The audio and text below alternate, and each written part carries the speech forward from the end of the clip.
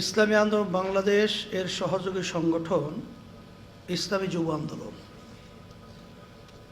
কেন্দ্রীয় কমিটি আয়োজিত আজকে থানা প্রতিনিধি সম্মেলনের সভাপতি, মঞ্চে বিভিন্ন পর্যায়ে দায়িত্বশীল, সামনে বিশেষ করে কল্যাণ রাষ্ট্র প্রতিষ্ঠার জন্যে যারা অগ্রণী ভূমিকা পালন করবে, বিশেষ করে আমার যুবক ভাইরা, ভিতরে যদি জজবা এবং জেদ না থাকে লক্ষ্যে পৌঁছা যায় না। আজকে আমরা লক্ষ্য করেছি 5ই আগস্ট দেশ যে আবার দ্বিতীয়বার স্বাধীন আমরা পেলাম, সেখানে কিন্তু ইসলামী আন্দোলন বাংলাদেশ, ইসলামী যুব আন্দোলন, অন্যান্য সহযোগী সংগঠনের ভূমিকা কোনো অংশেই কম ছিল না। সেখানে তোমরা দেখেছ আলেম ওলামা, ছাত্র, মাদ্রাসার এবং হাফেজ, তারা প্রায় 73 জনের মতো আলেম ওলামা, ছাত্র, হাফেজ শাহাদত বরণ করেছে ওই ন্যায়ের পক্ষে অন্যায়ের প্রতিবাদে 5ই আগস্টের স্বাধীনতায়। হাজার হাজার আলেম ওলামা সহ অনেকেই পঙ্গু হয়েছে, অনেকের চোখ হারিয়েছে, অনেকে বিভিন্ন পর্যায়ে আহত অবস্থায় এখনও চিকিৎসাধীন অবস্থায় আছে। কিন্তু এর পরবর্তীতে আমরা কি লক্ষ্য করেছি? বর্তমান অন্তর্বর্তীকালীন সরকার এই ফসলটা কিন্তু বিশেষ করে ছাত্র, বাংলাদেশের হাফেজ, আলেম, সর্বস্তরের জনগণের ফসলই কিন্তু অন্তর্বর্তীকালীন সরকার। কিন্তু আজকে আমরা দুঃখ সহকারে বলতে হয়, প্রধান উপদেষ্টার সঙ্গে যখন আমরা মত বিনিময় করেছিলাম, তখন সেখানে আমি একটা কথা বলেছিলাম যে আপনাকে এ ব্যাপারটা মাথায় রাখতে হবে যে দেশের শতকরা 92 জনের মতো মুসলমান বসবাস করে এবং এই মুসলমানদের প্রতিনিধিত্ব দায়িত্ব পালন করে ওলামায়ে কেরাম হক্কানি। তা আপনাদের কথা এবং আপনাদের আচরণগুলো সেদিকে লক্ষ্য রেখে যদি আপনারা বলেন, যদি চলেন বা বলেন, দেশ সুন্দর হবে। আজকে আপনারা লক্ষ্য করেছেন যে বিগত দিনের এক কথায় আমরা দেশপ্রেমিক তাকে সরকার বলবো না, আসলে সে বিদেশের দালাল হিসেবে আমাদের বাংলাদেশে দায়িত্ব পালন করতেছিল। তার বিভিন্ন কার্যক্রম, তার বিভিন্ন চুক্তি এবং বিভিন্ন সময় আমরা যারা লক্ষ্য করেছি, এরা শুধুমাত্র তাদের দালালি ছাড়া দেশপ্রেমিক আমরা বলতে পারি না। তাই সেখানে বাংলাদেশে যে শতকরা 92 জনের মতো মুসলমানদের নীতি আদর্শ এবং তাদের ভিতর থেকে ঈমানকে ধ্বংস করার জন্যে শিক্ষা হলো জাতির মেরুদণ্ড। শিক্ষার মাধ্যমে আসলে একটা মানুষ ভালো মন্দ বিবেচনা করার হবে তো কী হয়, তার যোগ্যতা অর্জন হয়। সেখানে এমন কিছু লেখা শিক্ষা পাঠ্যসূচির ভিতরে ঢুকিয়ে দিল যে শিক্ষার মধ্যে ইসলামের ব্যাপারে, আলেমদের ব্যাপারে, তাদের অবদানের ব্যাপারে মিথ্যা ইতিহাস, এই ইতিহাসের মাধ্যমে আমাদের ভবিষ্যৎ প্রজন্ম সন্তানদেরকে তৈরি করার বিভিন্ন নীল নকশা তৈরি করেছিল। ইসলাম এই ব্যাপারে বিদ্বেষ ছড়াবার জন্যে এবং ইসলামী যে নীতি আদর্শগুলো তাদের থেকে ধ্বংস করার জন্যে বিভিন্ন ধরনের পাঠ্যসূচির মধ্যে তারা শিখাবার বন্দোবস্ত করেছিল। কিন্তু ইসলামী আন্দোলন বাংলাদেশ সহ সহযোগী সংগঠন আমরা যখন নাকি প্রতিবাদ করেছিলাম, আলহামদুলিল্লাহ অনেকটা পরিবর্তন হয়েছে, নাড়াচাড়াও করেছে, আল্লাহ শুকরিয়া। কিন্তু বর্তমানে আবার অন্তর্বর্তীকালীন সরকার যে শিক্ষা কমিশন একটা তৈরি করেছে, অর্থাৎ পাঠ্যসূচির ভিতরে তারা এটাকে সংস্কার করবে, পরিবর্তন করবে। কিন্তু দেখা যায় যাদেরকে নেওয়া হলো সেখানেও একজনও ইসলামী স্কলার কাউকে নেওয়া হয় নাই। সেখানে যাদেরকে নেওয়া হয়েছে অনেকে কিন্তু বিতর্কিত, এটা আমি নাম বলবো না। আমি সেদিনকারও বলেছিলাম, এই কথাগুলো বলার মূল উদ্দেশ্য হলো এই যে এই 5ই আগস্ট স্বাধীনতা বড় ভূমিকায় ছিলাম আমরা, কিন্তু সেখানে আমাদের কোনো মূল্যায়ন আছে? এ না থাকার কারণ কি? আসলে এখন পর্যন্ত ওদের চিন্তা চেতনা হলো আমাদের মাথায় নুন রেখে বড়ই খাবে আর বিভিন্ন সময় টুন শব্দ করবে। এর জন্যই যুব আন্দোলনকে আমি বলবো যে আমাদেরকে নিজেদের পায়ে দাঁড়িয়ে ওদেরকে উচিত শিক্ষা বাংলার জন্য। তো এটা করতে হলে আমাদের কি করতে হবে? আল্লাহ রাব্বুল আলামিন ঘোষণা করেছেন ওয়াজাহিদু ফিল্লাহি হাক্কা জিহাদ। এখানে কিন্তু জিহাদের কথা আল্লাহ বলছেন, জিহাদ করো করার মতো। যুব আন্দোলন আমরা গর্ব করছি সারা বাংলাদেশে তোমাদের যে কার্যক্রম বিস্তৃতি এবং যে সুন্দর সুশৃঙ্খল, মাশাআল্লাহ আমরা খুশি।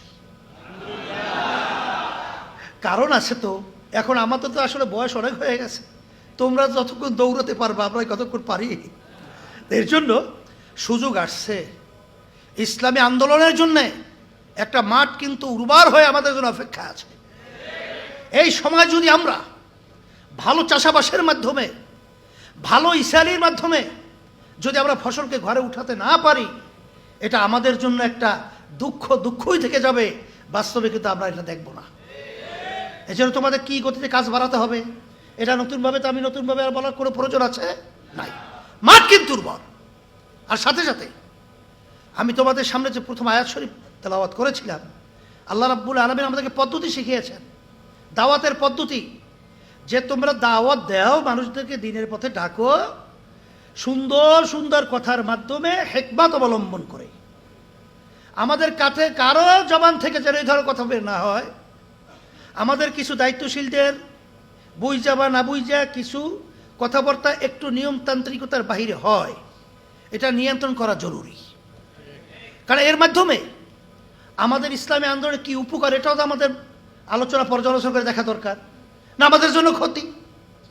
অনেকাংশে আমাদের ভুল এবং চিন্তার বহির্ভূত আলোচনা হওয়ার কারণে এই যে উর্বর মাঠ তৈরি হয়ে আছে, উর্বর মাঠটার ভিতরে গ্রামে একটা কথা আছে, ফুলা ধানের ভিতরে কি ফেলানো, বাঁশ দিয়ে বাড়ি দেওয়া।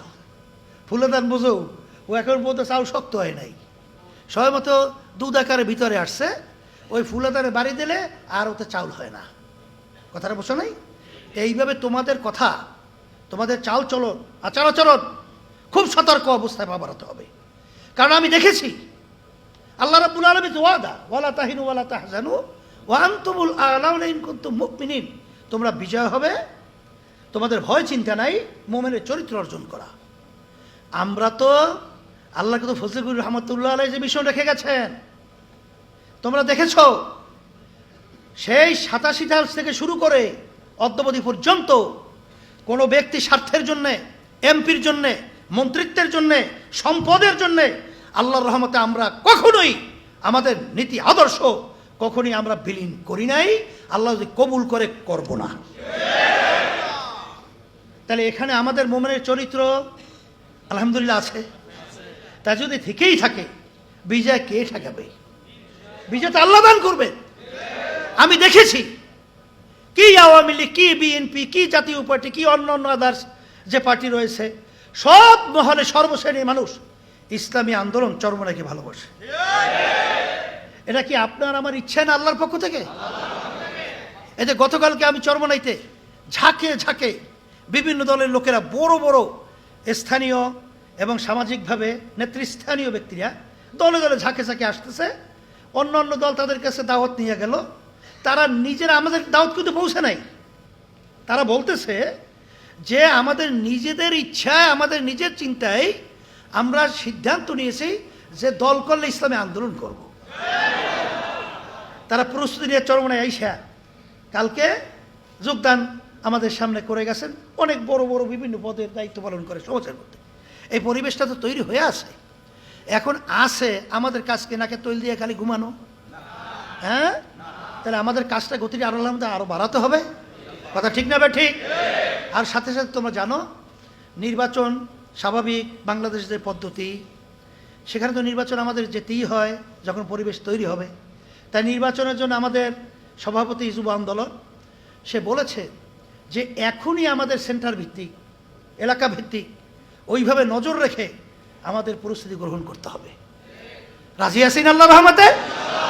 আর সাথে সাথে তোমাদের লক্ষ্য রাখতে হবে যে আল্লাহর রহমতে তোমাদের দোয়া, আল্লাহর খাস মেহেরবানি, আব্বাজান রহমাতুল্লাহি আলাইকে দেখেছি তিনি ঐক্যের ব্যাপারে, বিশেষ করে ইসলামী দলের সাথে তার যে শ্রম, তার যে দৌরত্ব, আমার বুঝ হওয়ার পর আমি যে দেখেছি, বলতে গেলে এমন কোনো জায়গা নাই যেখানে আল্লাহ কিন্তু ফজলুল করিম রহমাতুল্লাহি আলাই ঐক্যের জন্য চেষ্টা করে নাই। কিন্তু তিনি একটা কথা বলতেন এবং আমরাও দেখেছি যে আসলে মূল ব্যাপার হলো এই যে 5ই আগস্টের কথা আমি স্মরণ করাই দেওয়ার একটা উদ্দেশ্য আছে। সেই উদ্দেশ্যটা হলো এই, যেখানে ইসলামী আন্দোলনে কত ছেলেরা, কত আবার ইমামরা, আমার ভাইয়েরা, আলেমরা, হাফেজরা শাহাদত বরণ করলো, আর সেই ফসল আজকে ঘরে ওঠার পরে যারা এই সুযোগে আমাদের মাথায় নুন রেখে ভরই খাবে, তাদের ব্যাপারে আমাদের সতর্ক থাকতে হবে। কারণ বিগত দিনে বারবার আমাদের মাথায় নুন রেখে বড়ই খেয়েছে। ইসলামের নামের গাছটা কখনোই মজবুত হয় নাই। এদের ব্যক্তি স্বার্থের জন্য, এমপির লোভে, মন্ত্রিত্বের লোভে, সম্পদের লোভে এখন ইসলামী আন্দোলন বাংলাদেশ ছোট নয়, বোকা নয়, সজাগ রয়েছে। আন্দোলন মাথায় রেখে বড়ই খেতে দেব না। হ্যাঁ, তবে আমরা কিন্তু আলহামদুলিল্লাহ সব, বিশেষ করে ইসলামী দলের সাথে যোগাযোগ রক্ষা করে চলছি। তাদের সাথে বৈঠক আমাদের ধারাবাহিক চলছে এবং আলহামদুলিল্লাহ সিগন্যালও ভালো। তোমরা দোয়া করতে থাকো, আল্লাহ যদি কবুল করে সুন্দর একটা পরিবেশ তৈরি হবে ইনশাআল্লাহ, এই আশাবাদও ব্যক্ত করছি। আর সাথে সাথে আমি বিশেষ করে আমাদের দায়িত্বশীল, আমাদের কেন্দ্রীয় পর্যায়ে বা অন্য কোনো পর্যায়ে যদি তাদের বক্তব্যের মাধ্যমে, আমার বক্তব্যের মাধ্যমে যদি কেউ কোনো কষ্ট পেয়ে থাকেন, আসলে ব্যাপারটা হলো আপনারা ইসলামী আন্দোলন সম্পর্কে জানেন এবং আমরা তো নতুন এখানে উঠে আইসিয়া জুইরে বসি নেই। এই কাজ করতে গেলে মাঠে ময়দানে কিছু ভুল হতেই পারে, কিছু বক্তব্যের ভিতরে বিতর্ক জন্ম হতেই পারে। এই জন্য বিশেষ করে আমি ক্ষমা প্রার্থী। আমি জাতির কাছে, সবার কাছে আমি বিশেষ করে আমি বলবো, আপনারা আমাদের কোনো কথায় কষ্ট পেয়ে থাকলে আল্লাহর কাছে আমাদেরকে মাফ করে দেবেন। আর সাথে সাথে আপনাদেরকে উদাত্ত আহ্বান জানাচ্ছি, আপনারা আসেন ইসলামের পক্ষে, দেশ গড়ার পক্ষে, মানবতার পক্ষে আমরা বিচ্ছিন্ন না থেকে আমরা সবাই একত্রিত হয়ে কাঁধে কাঁধ মিলিয়ে সুন্দর দেশ, কল্যাণকর রাষ্ট্র, ইসলামের পক্ষে আমরা একটা পরিবেশ তৈরি করতে পারি। আল্লাহ তৌফিক আমাদেরকে দান করুক।